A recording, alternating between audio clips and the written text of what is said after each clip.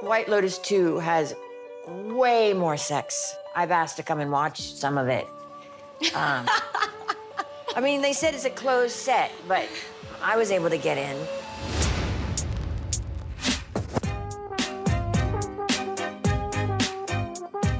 Can I describe you to you? Yeah, well, could you?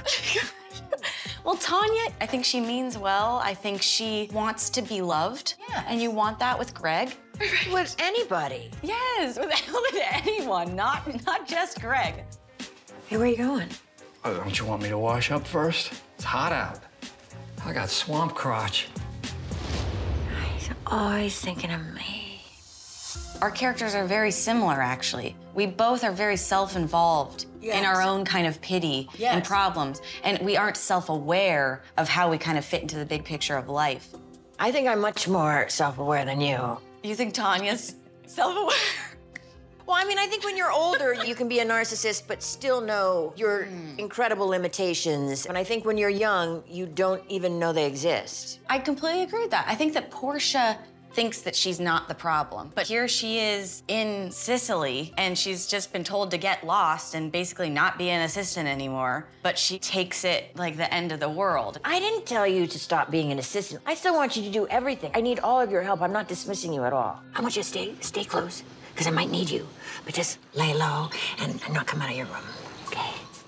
That's the thing, too, about Tanya's version of, like, help and the things she needs an assistant for. I think in the first episode is the only time you really see Portia kind of being an assistant. Like, she comes into the resort, like, holding, you know, bags and telling the bellman where to put things. But then when you tell me to go to my room, I'm still kind of on call for you, but it's really just a lot of sitting in the other room while you're crying, or like standing there. Well, I hope by the next few episodes you evolve.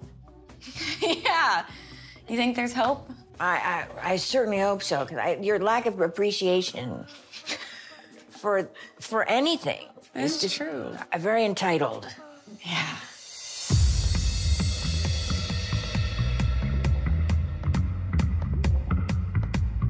I think I would rather actually go alone than with any of the characters other than Lucia. She's very beautiful. I mean, she actually makes most people's trip better.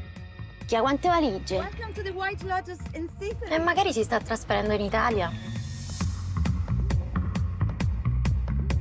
I always show up with like 8 suitcases when I go on a trip, and then when you open up the luggage, it has nothing that I could possibly wear, nothing that's right for the trip. I show up and I have all these stupid things that I don't need in my hotel room. I don't know why. Well, also it's been freezing here, and we thought, you know, like Sicily in the spring and summer, it's gonna be so hot, but we got here and it's been freezing cold, and everyone's bought puffer jackets.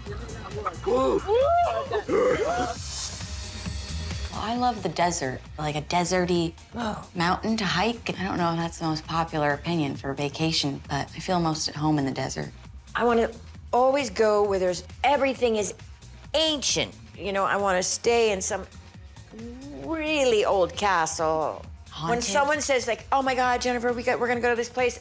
You know, we're renting this house, and look, we found it on a really cool website or whatever like this," and I'm like, "Is it old?" Because if it's not old and crumbling and cool, I have no interest.